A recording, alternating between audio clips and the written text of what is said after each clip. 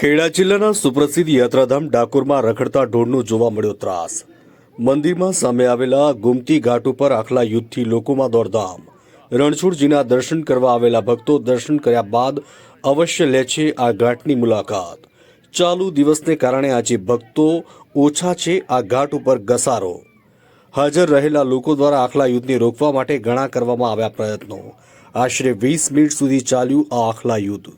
મંદિર આજુબાજુના વિસ્તારમાં રોજબેરોજ રખડતા ઢોર જોવા મળતા હોય છે।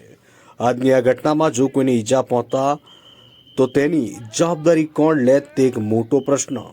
શરૂઆતથી જ નિષ્ક્રિય રહેલી ડાકોર નગરપાલિકા ઉપર ઉઠી રહ્યા છે અનેક સવાલો।